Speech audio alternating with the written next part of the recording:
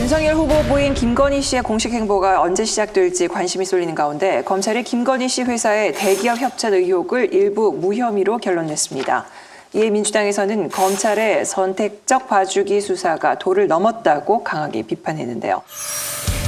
검찰이 무혐의 처분한 사건은 김건희 씨가 운영하는 전시기획사 코바나 콘텐츠가 2016년 12월년 코르비지에 전시회 특혜 협찬 의혹입니다. 도이치모터스 등 23개 기업이 협찬했는데 지난해 9월 최강욱 열린민주당 대표 등은 대가성 협찬이라며 검찰에 고발했습니다. 검찰은 김 씨를 서면 조사하고 업체 관계자 등을 불러 조사했지만 부정청탁금지법 위반 사항을 확인하기 어렵다고 봤습니다. 당시 박영수 특검팀에 파견 중이던 윤 후보에 대해서도 증거 불충분으로 무혐의 처분했습니다. 전시회가 열린 2016년은 윤 후보가 서울중앙지검장에 임명되기 전이라 협찬의 직무 관련성이 없다고 판단했습니다. 1년 6개월간 지금 특별수사팀에서 수사를 하고 있는 것 같은데 거기에 대해서 언급 안 하겠습니다. 시효가 남은 다른 전시 협찬은 계속 수사할 계획입니다.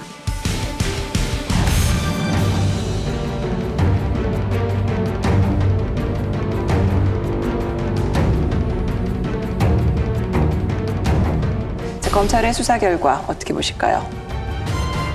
지금 무혐의 난 것이 이제 전시회에 대한 협찬 부분인데요. 2016년에 르꼬르지의 전시회에 대한 협찬을 무혐의로 했다라고 지금 알려주고 있는데요. 바로 이 부분은 이미 공소시효가 만료되었다라고 합니다. 그 때문에 검찰이 이 부분은 무혐의다라고 얘기한 것이고 2017년부터 2019년까지는 검찰이 그에 대해서 아무 얘기도 하고 있지 않지만 그러나 그 모금한 방식은 언론사를 통해서 모금을 했고 동일한 방식이었다 이렇게 얘기가 되고 있기 때문에 나머지 부분도 검찰이 무혐의 처리를 안 해주고 있을 따름이지 유사한 것이 아니냐 이런 예상을 해볼 수가 있습니다.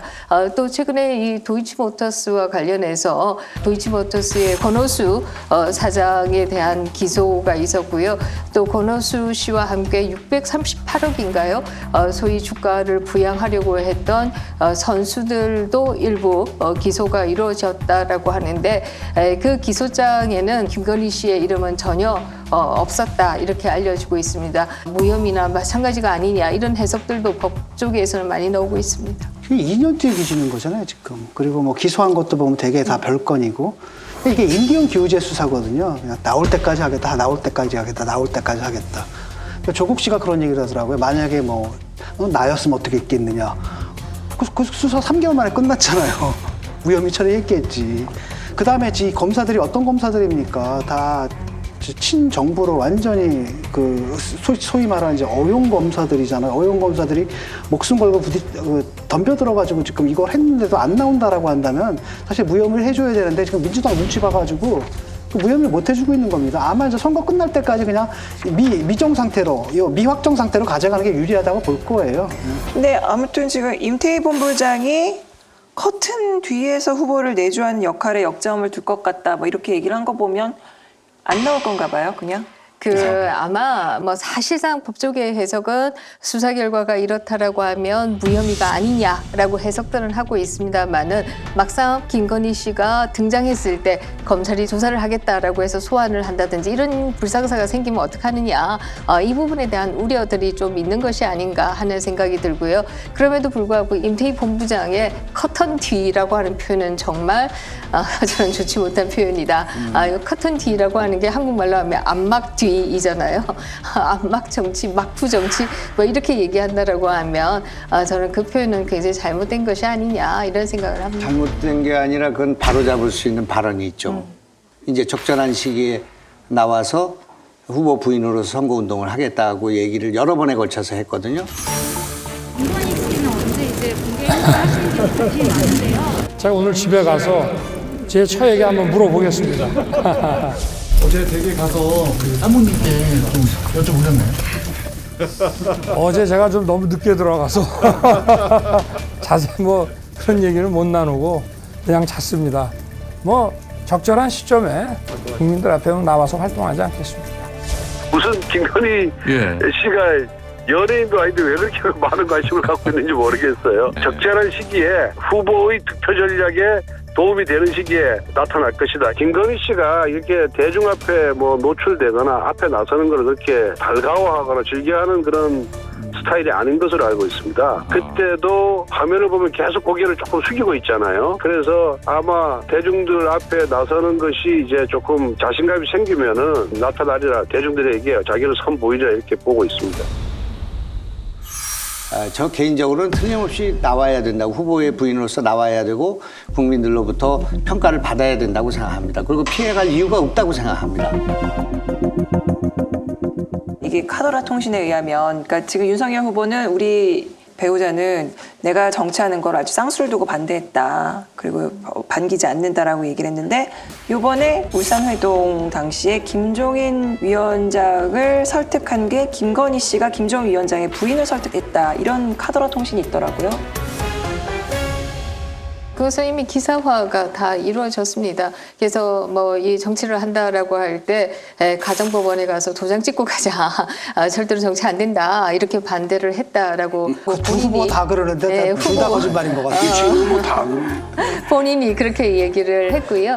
김종인 위원장의 경우에는 그동안의 정치권에서는 잘 알려진 것 중에 하나가 본인에게 설득하는 것보다 부인에게 설득하는 것이 더 효과적이다. 이것은 잘 알려져 있던 얘기입니다.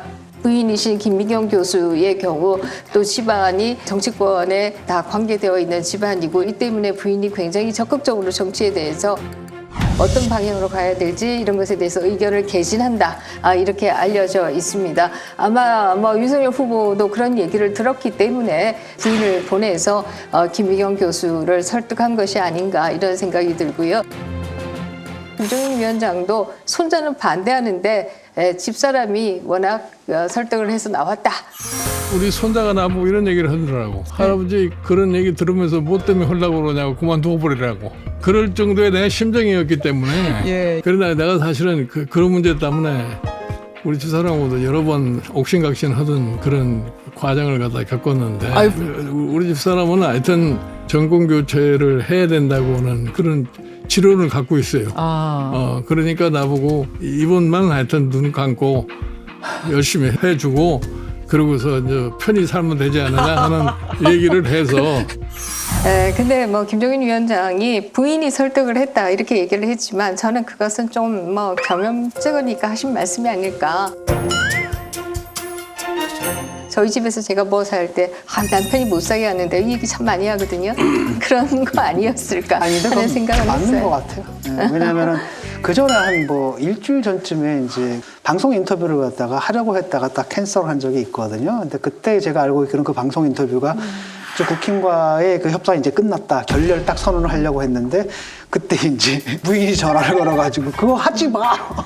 그래서 제가 CBS에 있는데 방송팀이 녹음 장비까지 가고 집까지 갔다가 다시 돌아왔다는 거 아닙니까? 그래서 그걸 보면은 그 사모님이신 김미경 교수가 상당히 이렇게 정치적 판단을 아마도 두 분이 같이 하시는 거의 그런 상태인 것 같아요. 야, 세네요. 세요. 그리고 뭐 아내 말 들으면 대부분 다 일이 잘 돼요. 안 들어서 문제지.